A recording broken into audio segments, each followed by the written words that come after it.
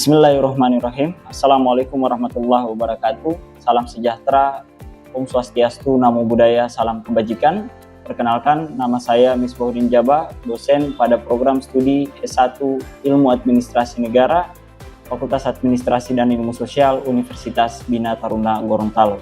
Perlu saya sampaikan bahwa di awal video ini adalah bagian dari pernyataan diri dalam unjuk kerja Tridharma Perguruan Tinggi atau PDD UKT-PT untuk sertifikasi dosen tahun 2026, khususnya dalam aspek pengajaran. Melalui video pengantar ini, saya akan memaparkan rancangan serta substansi proses perkuliahan yang saya ampuh, guna memberikan gambaran yang komprehensif mengenai metode pelaksanaan proses pembelajaran yang akuntabel. Pada kesempatan kali ini, saya mengantarkan salah satu mata kuliah keilmuan dan keterampilan yang saya ampuh, yaitu analisis kebijakan publik dengan kode mata kuliah ADP 3301. Mata kuliah ini memiliki bobot 3 SKS teori dan dilaksanakan pada semester 3. Melalui mata kuliah ini, mahasiswa disiapkan untuk memahami bagaimana siklus kebijakan dijalankan di sektor publik.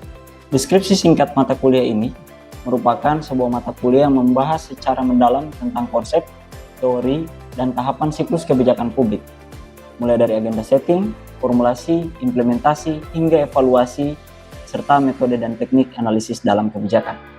Fokus utama kami adalah membekali mahasiswa dengan kemampuan mengidentifikasi masalah publik secara kritis dan menerapkan model-model analisis seperti rasional, incremental, maupun message scanning berdasarkan prinsip evidence-based policy.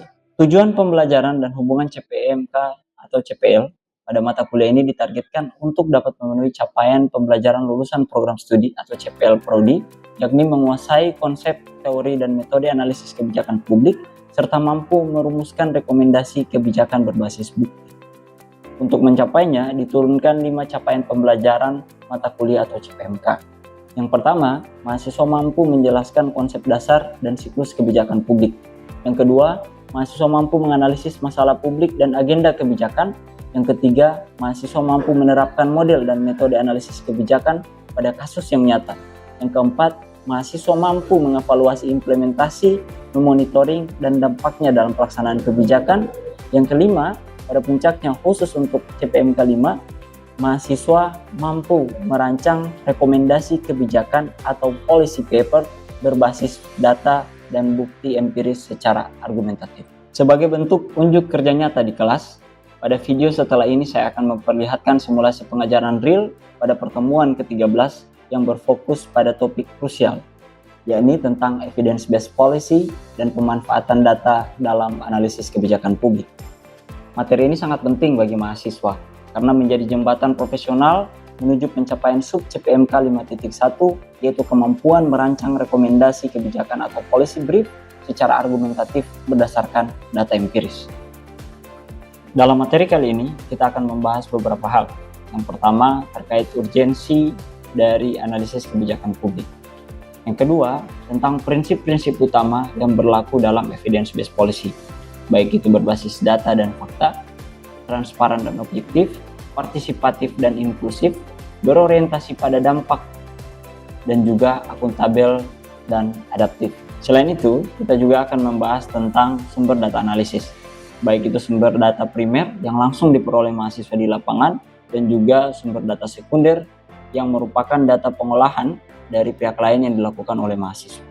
Untuk materi selanjutnya, kita akan menyoal tentang tantangan penerapan evidence-based policy di Indonesia, yang kita akan bahas dengan mengurai beberapa faktor yang mempengaruhi implementasi evidence-based policy di Indonesia, baik itu yang terdiri dari ketersediaan dan kualitas data yang ada, kemudian kapasitas dari sumber daya manusia, tata laksanaan birokrasi, budaya organisasi dan mindset yang berlaku pada birokrasi di Indonesia, dan yang terakhir adalah keterbatasan anggaran dan regulasi yang kiranya seringkali menjadi faktor-faktor yang cukup mempengaruhi dalam implementasi evidence-based policy di Indonesia. Dan yang terakhir, saya akan menyampaikan kesimpulan dan implikasi praktis serta memberikan tugas penyusunan policy brief kepada mahasiswa. Mari kita saksikan secara bersama jalannya proses interaksi pembelajaran di dalam kelas. Selamat menyaksikan. Assalamualaikum warahmatullahi wabarakatuh.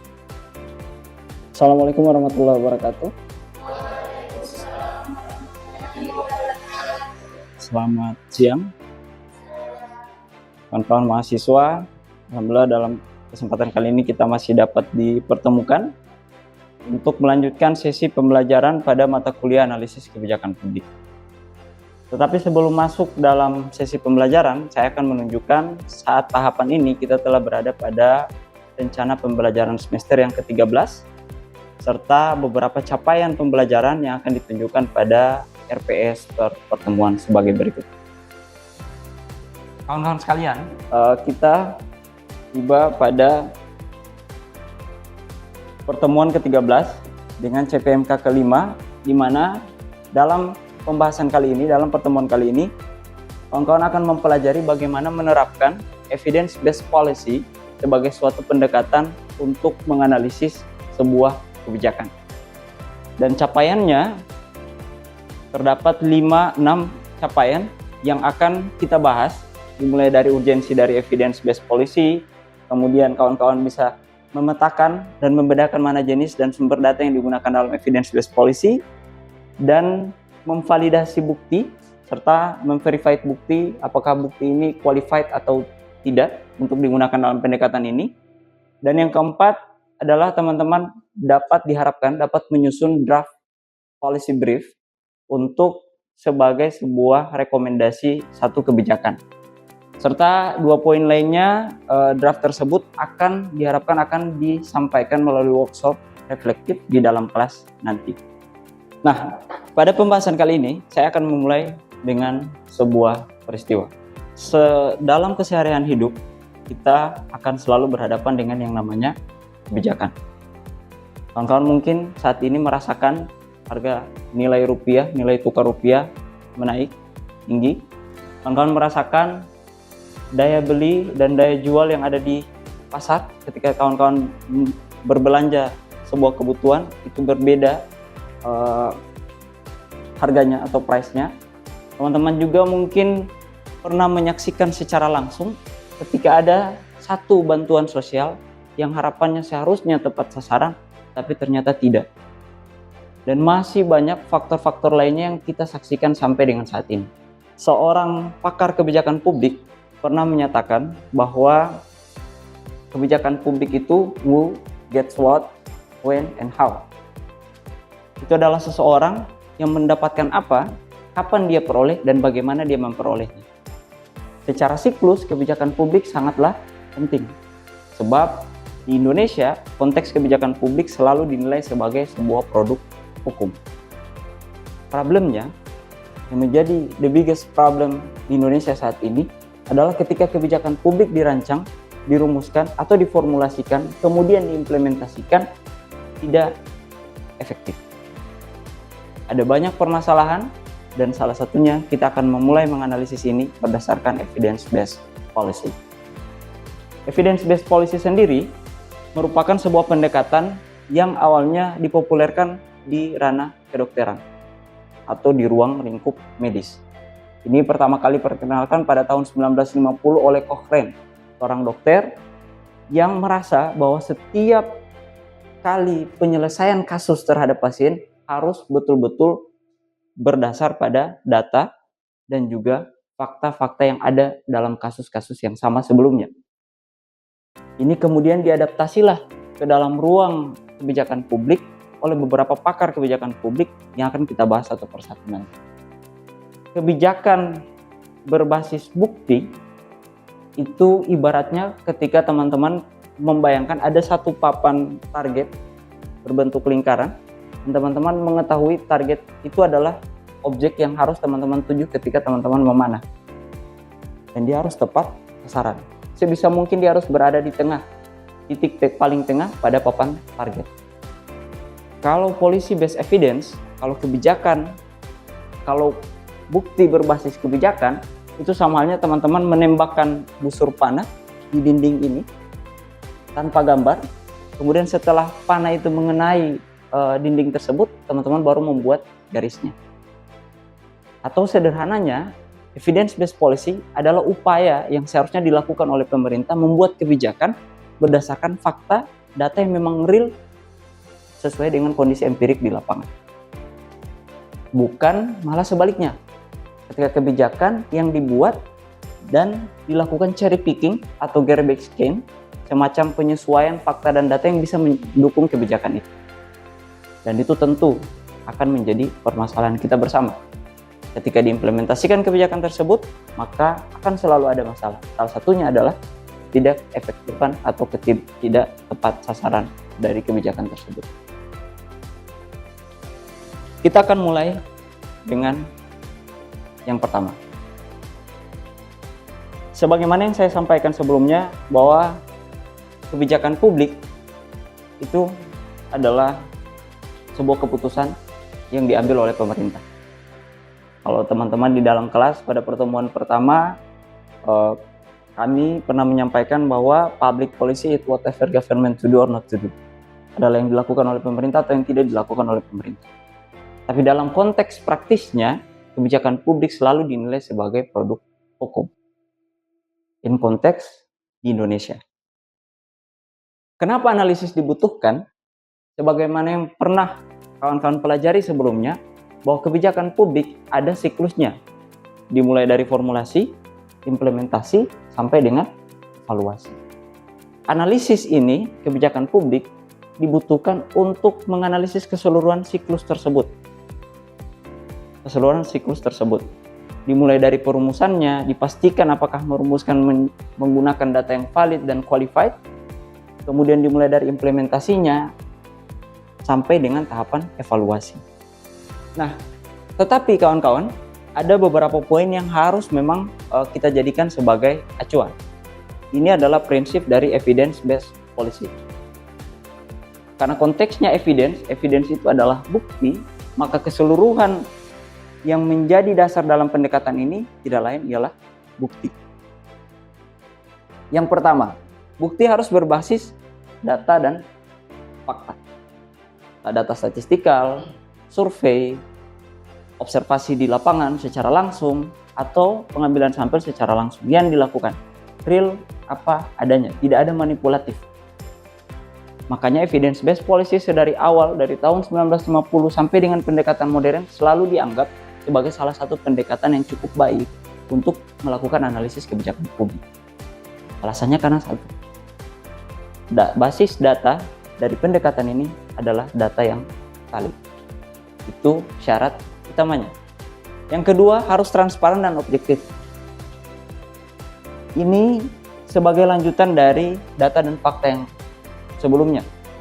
Ketika pengumpulan data harus memang benar-benar objektif metodenya. Tidak cherry picking, tidak pilih-pilih. Tidak garbage can, tidak ada garbage can semacam sebuah konsep yang dimana ada satu tempat sampah yang di situ dicomot, disesuaikan dengan kebutuhan dari si analis kebijakan publik. Tidak seperti itu. Jadi metode yang digunakan dan prosedur yang dijalankan itu benar-benar harus transparan dan objektif, dapat dipertanggungjawabkan sederhananya. Yang ketiga, partisipatif dan inklusif. Ini yang dalam beberapa temuan kami di lapangan, ketika kebijakan publik diimplementasikan, dua hal ini yang selalu menjadi permasalahan. Satu, partisipatif. Kawan-kawan pernah dalam studi-studi sebelumnya, ketika kawan-kawan melihat ada satu kebijakan yang dirasa kurang maksimal, itu mengenai masyarakat, salah satu alasan yang sering kali ditemui adalah masyarakat kurang partisipatif.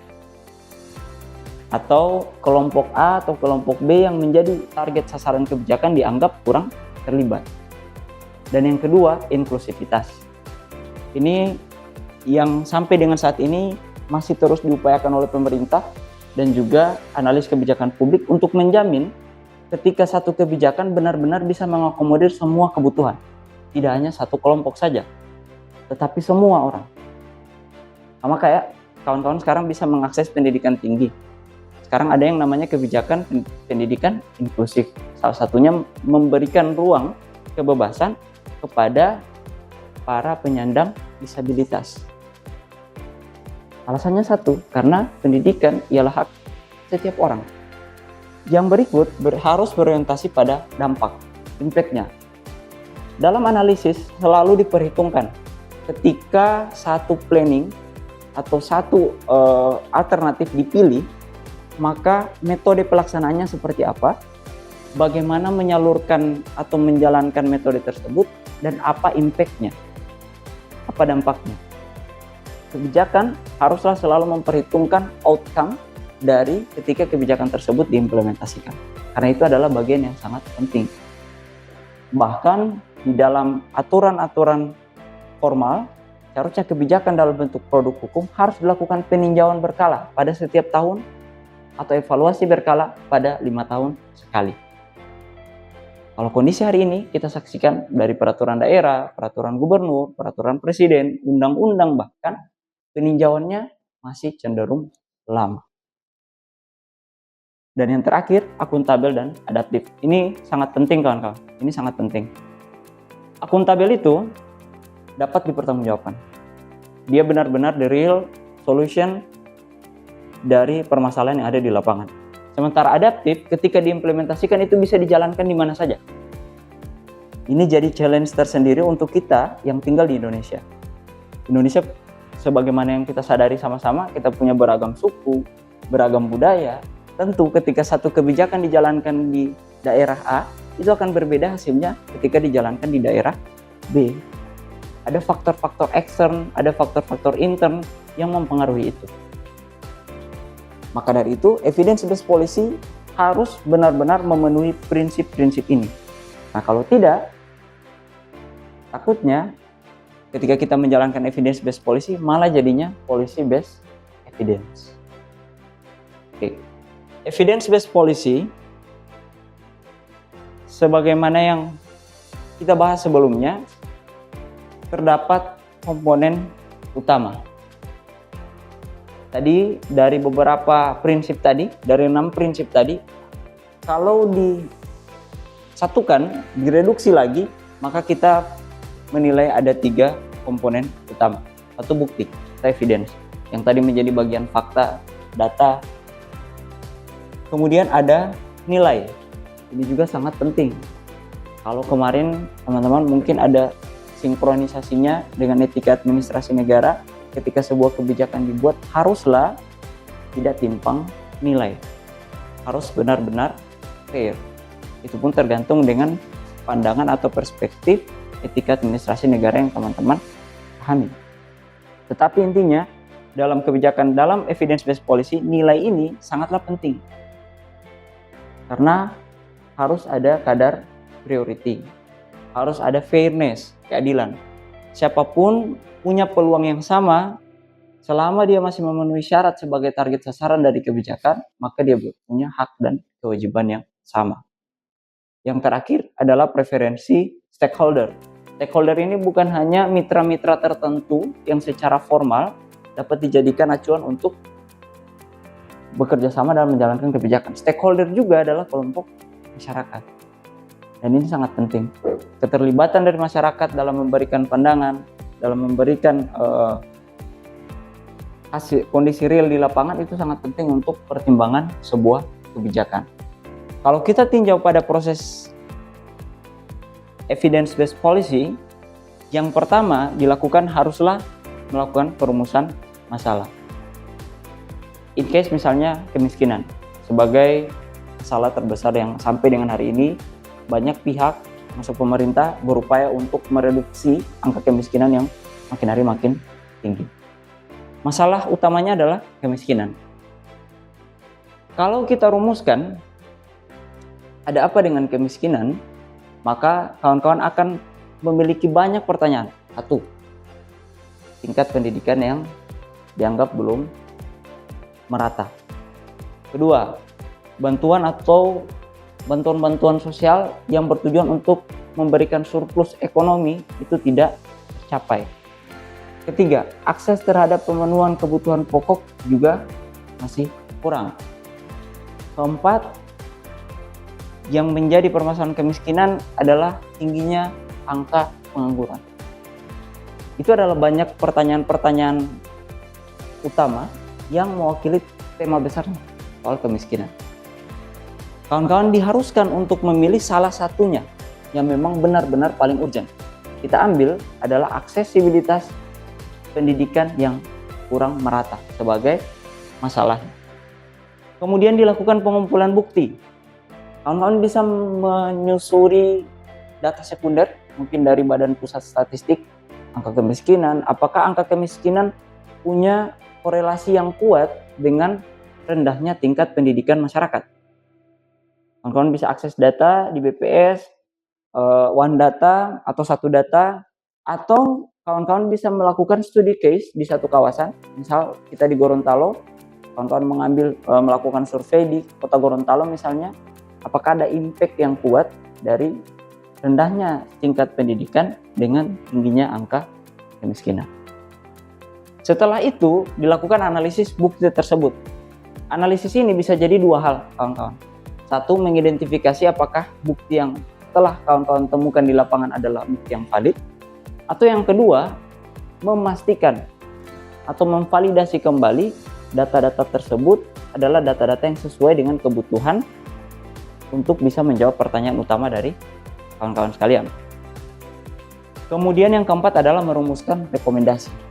Contoh, ketika kawan-kawan menemukan ternyata ada hubungan yang kuat, ada korelasi yang kuat ketika tingkat pendidikan masyarakat rendah, maka akan berdampak pada angka kemiskinan yang tinggi. Ketika kawan-kawan asumsinya atau hipotesisnya terbukti, itu ada korelasi. Maka yang dilakukan selanjutnya adalah menyusun rekomendasinya. Seperti apa? Kawan-kawan bisa menawarkan pemerintah daerah harus menjamin pemerataan akses pendidikan terhadap seluruh masyarakat yang ada di daerah. Rekomendasi pertama. Rekomendasi kedua adalah pemerintah harus membuat kebijakan khusus untuk bisa mengakomodir kalangan-kalangan tertentu yang cenderung tidak memperoleh akses yang sama dalam ruang pendidikan. Disusunlah rekomendasi dan yang terakhir diimplementasikan dan dilakukan evaluasi. Kita akan melanjutkan pembahasan kali ini pada jenis dan data yang dapat digunakan untuk menjalankan pendekatan evidence-based policy. Yang pertama, secara jenis data terdapat dua hal yang harus kawan-kawan ketahui. Ada sifat data dan ada bentuk data. Mungkin dalam kajian metodologi penelitian ini sangat akrab dengan kawan-kawan. Secara sifat, data terdiri dari dua sifat, data kualitatif dan data kuantitatif. Dan sifat data akan menentukan sumber data dan analisis data yang akan dilakukan. Tetapi sebelumnya, kawan-kawan harus mengenal dulu tentang bentuk data. Ada data yang terstruktur. Contoh, ini adalah bagian data yang diuraikan sesuai dengan format atau aturan tertentu. Kalau tadi dicontohkan adalah teman-teman misal meninjau satu dokumen dari BPS. BPS selalu memberikan output atau memberikan publikasi dengan bentuk data yang terstruktur. Sudah teratur. Teman-teman mungkin akan lebih mudah untuk melakukan analisis. Karena untuk mengidentifikasi data-data yang dibutuhkan tidak akan memakan waktu yang cukup lama. Ada data yang semi terstruktur. Ini ada dua data. Ada data yang ditemukan di survei dan data yang disesuaikan dengan hasil wawancara lapangan. Teman-teman sekalian, setelah kita melalui beberapa pembahasan tadi, apakah ada yang ingin bertanya? Oke, baik, izin Pak untuk berdiri. Bismillahirrahmanirrahim. Assalamualaikum warahmatullahi wabarakatuh. Waalaikumsalam warahmatullahi wabarakatuh. Yang saya hormati dosen pengampu dan saya hormati teman-teman yang ada dalam ruangan ini. Baik, izin bertanya Pak. Berbicara tentang kebijakan, tentunya ada kebijakan yang dikeluarkan pemerintah dan tidak diterima atau tidak disukai masyarakat. Pertanyaan saya, mengapa pemerintah masih mempertahankan atau menjalankan kebijakan itu tetapi masyarakat sudah tidak menerima? Dalam artian masyarakat sudah menolak kebijakan tersebut. Sekian. Assalamualaikum warahmatullahi wabarakatuh. Waalaikumsalam. Baik, terima kasih atas pertanyaannya. Ada baiknya saya akan menjawabnya secara sekaligus. Dan mungkin dari kawan-kawan masih ada yang ingin bertanya? Saya Pak. Baik, langsung saja pertanyaan saya. bagaimana jika ada mahasiswa seperti saya yang sedang melakukan policy brief dan sudah merancang, sudah turun di suatu daerah ataupun suatu instansi, dan saya sudah membuat kebijakan di dalam hal tersebut. Saya menawarkan kepada suatu instansi, tapi instansi tersebut tidak menerima policy brief saya itu. Sedangkan di dalam masyarakat sangat membutuhkan kebijakan tersebut. Kira-kira pandangan dari Kak bagaimana untuk menanggapi hal itu? Terima kasih. Terima kasih atas pertanyaan dari saudara Risman dan juga Adel. Yang pertama, Risman menanyakan bahwa bagaimana jika kebijakan yang telah ditetapkan oleh pemerintah atau dijalankan, tetapi masyarakat merasa kebijakan tersebut kurang efektif atau tidak tepat sasaran, atau hasil dari kebijakan tersebut kurang berdampak bagi masyarakat. Dan pertanyaan dari Adel adalah, bahkan Adel sudah selangkah lebih jauh ketika Adel mengumpamakan telah memiliki policy brief, sebuah susunan rekomendasi kebijakan yang harus dilakukan tetapi ditolak oleh pemangku kepentingan. Pertanyaannya adalah, kenapa hal tersebut bisa terjadi dan sering kali kita hadapi di lapangan. Ini juga memiliki korelasi yang sangat kuat dengan pendekatan evidence-based policy. Karena selama studi kebijakan publik berjalan, permasalahan kebijakan publik selalu memiliki pola yang sama.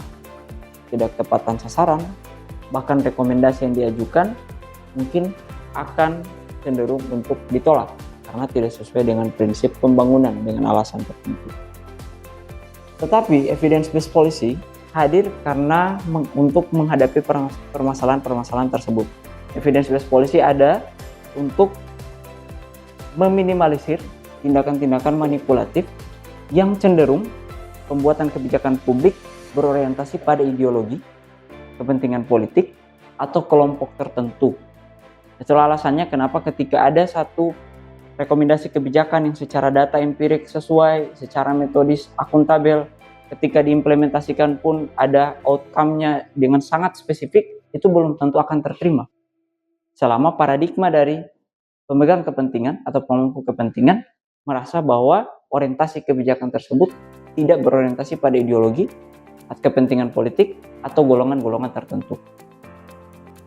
Yang kedua, bagaimana ketika walaupun dari masyarakat merasa bahwa kebijakan ini sangat-sangat tidak tepat dan kurang sesuai, atau bahkan tidak disukai atau ditolak oleh masyarakat, tetapi kenapa masih dijalankan? Itulah alasan yang kedua kenapa evidence-based policy harus dijadikan sebagai sebuah pendekatan dalam analisis kebijakan publik, agar tadi dapat memenuhi prinsip inklusivitas dan juga partisipasi dari masyarakat dalam setiap pembuatan kebijakan publik. Karena sejauh ini tingkat partisipasi masyarakat dalam perumusan kebijakan publik masih cukup rendah, dan yang kedua adalah inklusivitas dalam perumusan kebijakan publik juga masih sangat kurang untuk dilakukan. Itulah mengapa pentingnya evidence of public policy. Tujuannya adalah dapat mewujudkan kebijakan publik yang tepat sesuai dengan kebutuhan masyarakat. Dengan ketepatan kebijakan publik tersebut diharapkan dapat memberikan dampak nyata untuk pembangunan masyarakat yang lebih baik ke depan, khususnya untuk kajian atau studi di Indonesia. Kawan-kawan sekalian, pada akhir sesi perkuliahan ini saya mengucapkan terima kasih atas atensi dan kesediaannya.